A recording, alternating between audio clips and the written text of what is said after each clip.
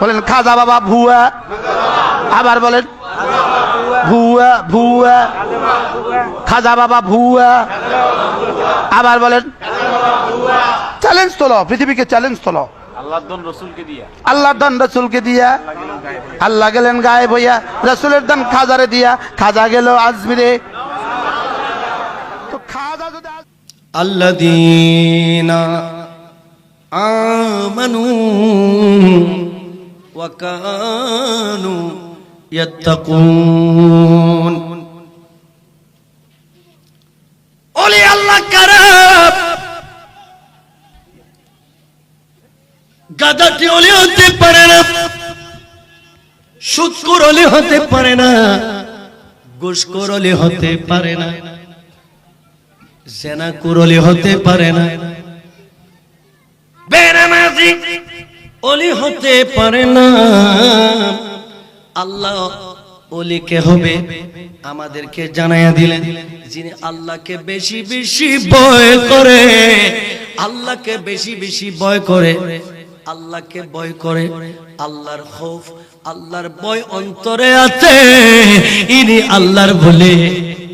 যাকে দেখলে, চেহারা দেখলে আল্লাহর বান্দাদের অন্তরে ভয় চলে আসে। আরো জোরে বলেন না? এখন তো দেখা যায় মুখে দাড়ি নাই, এখন তো দেখা যায় নামাজ পড়ে না, এখন দেখা যায় সুদ খায়, ঘুষ খায়, বিভিন্ন রকমের পেন্সিডিল পাওয়া যায়, সে নাকি পীর সাহেব। নাউজুবিল্লাহ বলেন না? এগুলি হলো কলঙ্ক। এগুলোর কারণে আসল যারা আল্লাহর ওলি, এদের বদনাম হচ্ছে। আল্লাহর ওলিরা হক, কারামাতুল আউলিয়া হাক্কুন। এই কারণে আল্লাহর ওলিদের মর্যাদা, আল্লাহর ওলিদের মর্তবা, আল্লাহর ওলিদের শান, এগুলি আমরা বুঝবো না, সেটা আমার প্যারা নবী মুস্তাফা অনেক আগে থেকে জানতেন, আল্লাহ অনেক আগে থেকে জানতেন।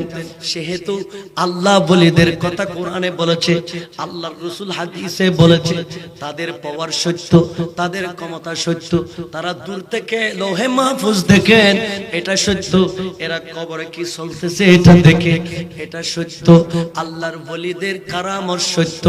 এই বিষয়টা পড়ার জন্য ডিগ্রি ক্লাসে একটা আকায়েদ বিষয় পড়া হয়, একটা আকায়েদ বিষয় পড়া হয়।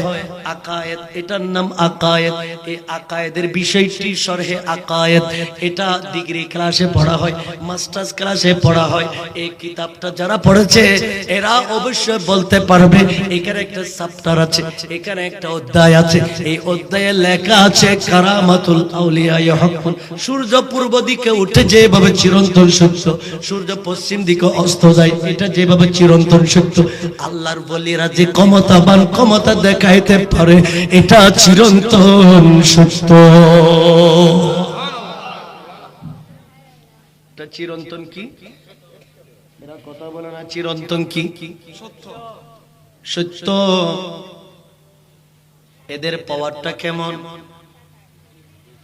হুজুর কিছুক্ষণ আগে আপনাদের খতিব সাহেব সুলাইমান আলাইহিস সালামের কথা বললেন। সুলাইমান আলাইহিস সালাম ইনি মিটিং ডাকলেন, মন্ত্রিসভা ডাকলেন।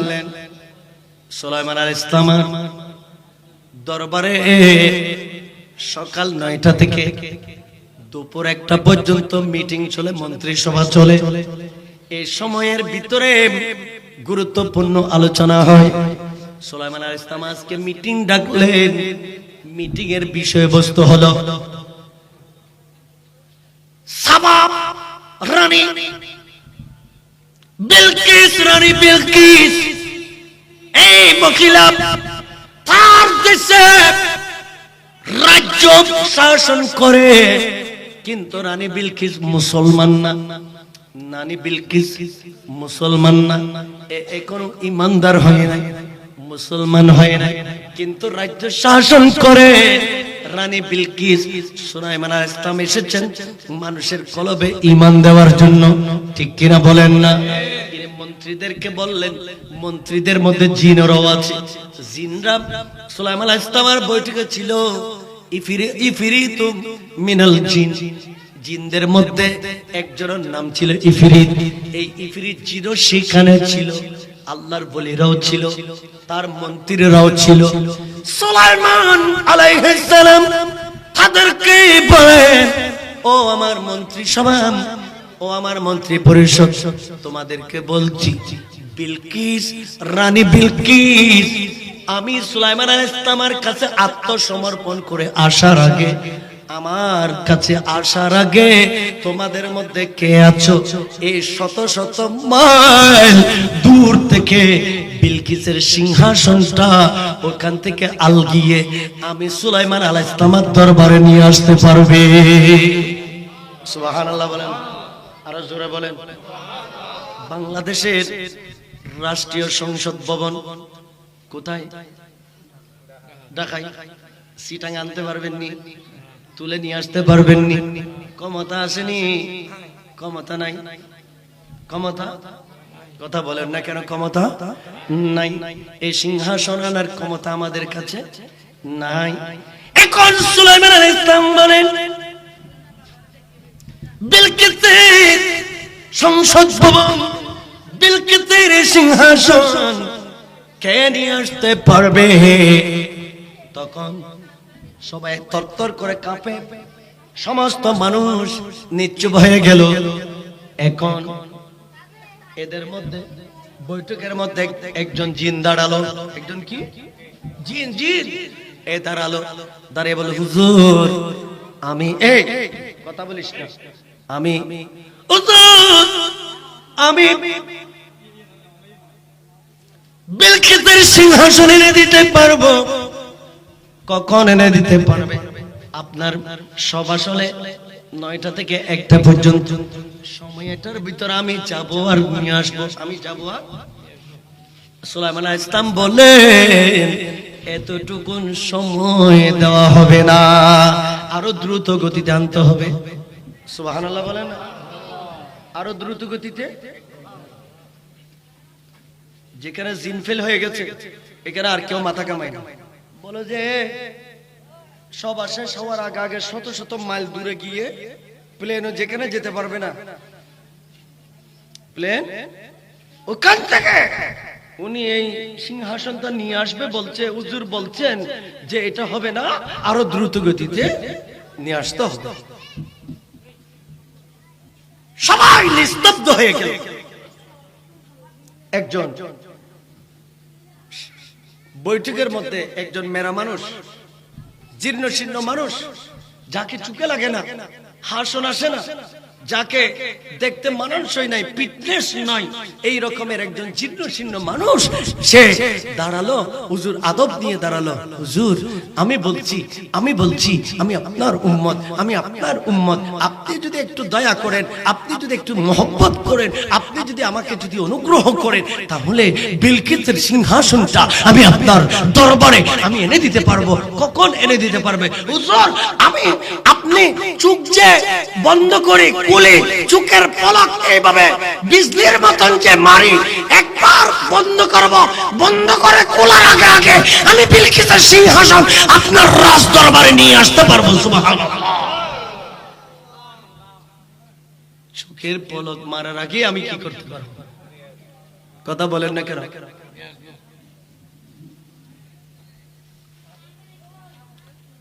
এইভাবে যখন বললেন, সুলাইমান আলাইহিস সালাম বলেন, ও আমার উম্মত নিয়ে এসো, নিয়ে আসো। বলতে দেরি নাই, চোখ বন্ধ, চোখ খুলে দেখতেছে বিলকিসের সিংহাসন সুলাইমান আলাইহিস সালামের দরবারে নিয়ে আসলো। এটা কোরআন, এটা কি বলেন না? আল্লাহর কোরআন। এই কথাটা কি আল্লাহর? এটা কথা বলে না, এটা কি আল্লাহর? তাহলে এমন এমন পৃথিবীতে বন্ধ আছে যারা চোখের পলকে পৃথিবীর ওই প্রান্ত থেকে সিংহাসন মুহূর্তের মধ্যে নিয়ে আসতে পারে। এই ক্ষমতা দিয়েছে কি? এটাকে বলে কারামত। এটাকে বলে কি? কারামাতুল আউলিয়া হক। এই ওলি আল্লাহদের এই পাওয়ার, এটা সত্য। এদেশে নবী রাসূল আসে নাই। আপনি মুসলমান হয়েছেন, আপনার বাপ দাদার 14 গোষ্ঠী সারা বাংলাদেশ মুসলমান হয়েছে, এখানে নবী রাসূল আসে? কথা বলেন না, নবী রাসূল আসে? এখানে নবী রাসূল আসে না। ধর্ম কিভাবে পেলে? এটা মগ রাজ্য ছিল, ইতিহাস প্রমাণ করছে এটা হিন্দু রাজ্য ছিল। হিন্দুরাই এক সময় এটা শাসন করত, মগেরা শাসন করত। মুসলমান হলেন কিভাবে? এখানে ওলি আল্লাহরাই এসেছে দেশ বিদেশ থেকে, ইনারাই আমাদেরকে ধর্ম, ঈমান, আমল, কোরআন, সুন্নাহ, আমাদের এই সুন্দর পরিবেশ সৃষ্টি এরাই করেছেন, আমাদেরকে এত সুন্দর একটা সামাজিক জিন্দেগি দিয়েছেন। ঠিক কিনা বলেন না? ওই কুমিল্লা ময়নামতি ক্যান্টনমেন্টে 1200 বছরের পূর্বের পুরনো পয়সা পাওয়া গেল। 1200 বছরের পূর্বের পুরনো পয়সা ওইখানে ক্যান্টনমেন্টে পাওয়া গেল। এই পুরনো পয়সাগুলি কেন? যেখানে আরবি লেখা আছে। গবেষণা করে দেখা গেল যে ওনারাই পীর আউলিয়ারা যারা এই দেশে ধর্ম প্রচার করতে এসেছিল, এরাই ওখান থেকে এই দিরহামগুলো নিয়ে আসছিলেন, সেটার প্রমাণ আমাদের এখানে পাওয়া গেল। জোরে বলেন না সুবহানাল্লাহ। তখন এনারাই এসে ধর্ম প্রচার করেছে, পীর আউলিয়ারা। এদেরকে অবহেলা করার কোনো সুযোগ নাই। একজনে বন্ডামি করতেছে, আরেকজনের মাজার ভেঙে ফেলবেন, এটা হতে পারে? বলেন না, এটা হতে পারে? দরবার জিয়ারত করতে হবে, এটা সুন্নাত কাজ, এটা সুন্নাহ। জিয়ারত করা সুন্নাহ, নবী রাসূলের জিয়ারত করতে হবে, ওলি আল্লাহদের দরবারে আপনাকে যেতে হবে, জিয়ারত করতে হবে। এগুলি জিয়ারত করে বুজুর্গানে দিনরা, ওলি আল্লাহরা আমাদেরকে এইভাবে দরবারে দরবারে গিয়ে এগুলি আমাদেরকে শিখিয়েছে। আমরা শিখেছি এদের কাছ থেকে, ওলি আল্লাহদের দরবারে যেতে হবে। ফয়ুজাত, তাবাররুকাত এগুলি ওনাদের কাছ থেকে অর্জন করার জন্য আমাদেরকে ওলি আল্লাহদের দরবারে যেতে হবে। ঠিক কিনা বলেন না? এরা কথা বলে না কেন?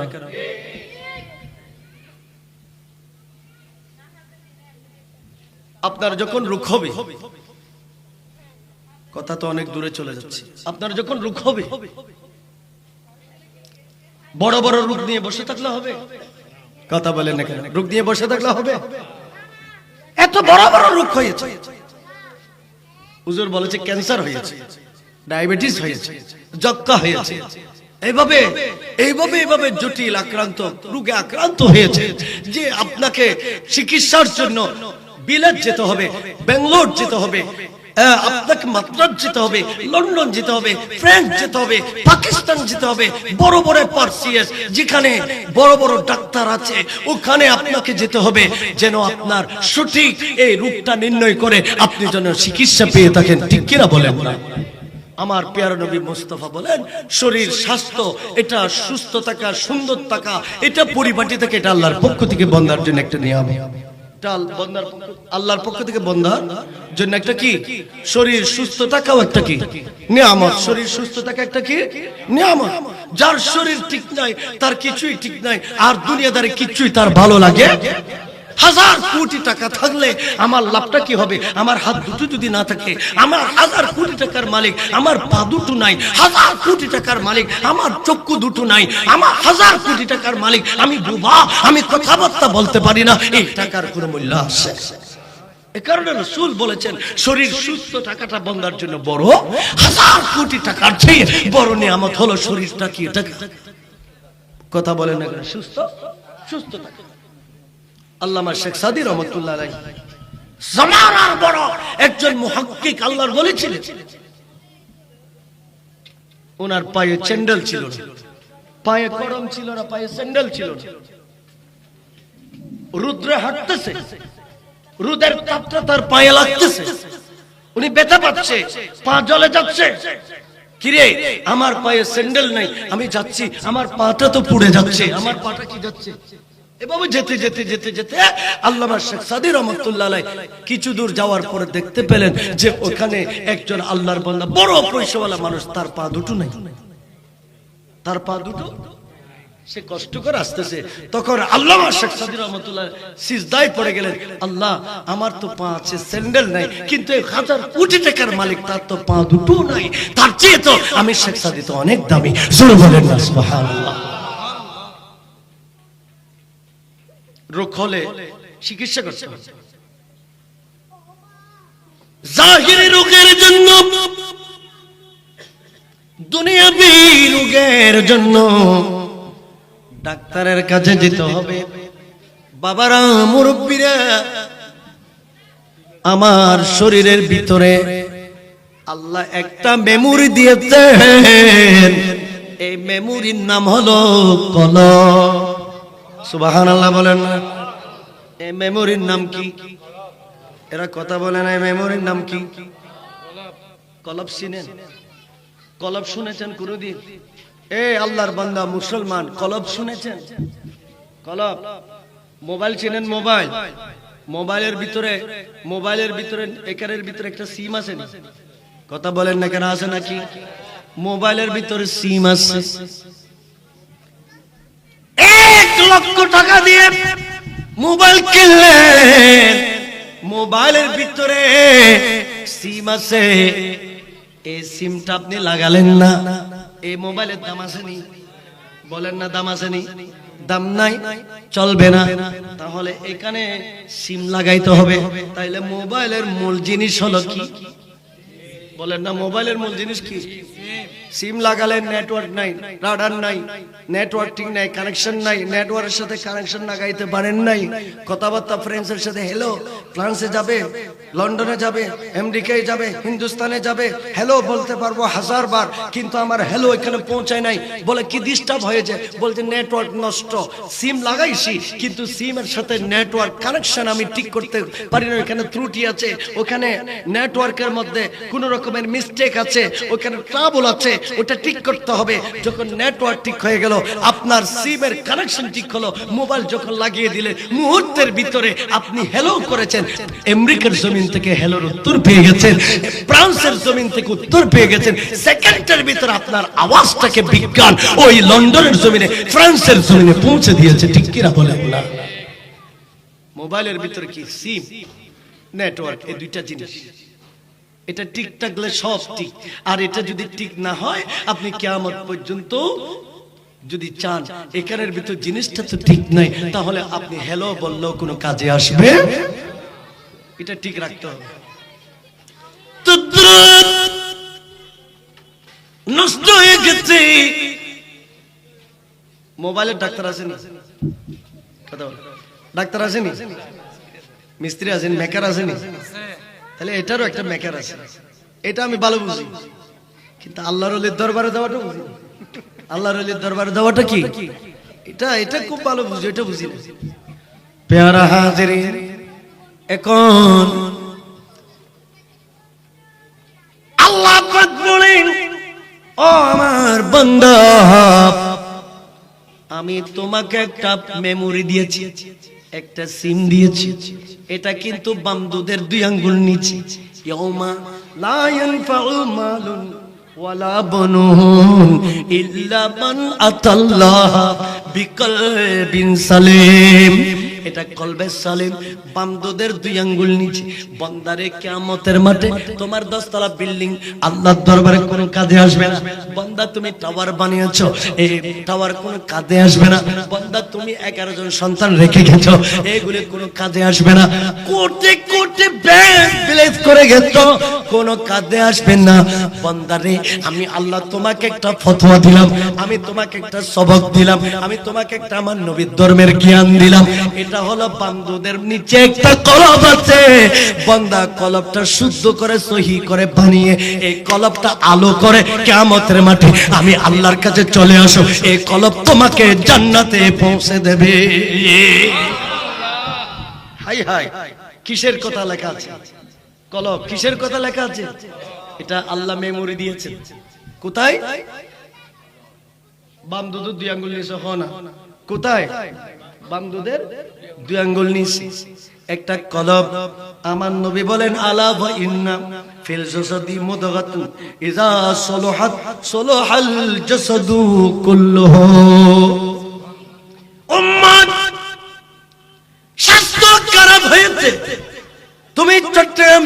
কলেজে গেলে, ন্যাশনালে গেলে, চেয়ারে গেলে, মেট্রোপোলে গেলে, এইভাবে পার্ক ভিউতে গেলে ডাক্তার চিকিৎসা দিয়ে আপনাকে ভিটামিন দিল, শরীরটা একেবারে কি ফিটনেস, আপনি একেবারে কি হ্যাঁ একেবারে আপনি ফিটনেস হয়ে যাচ্ছেন, আপনি সুন্দর পরিপাটি হয়ে যাচ্ছেন, আপনার শরীর স্বাস্থ্য সুন্দর হলো।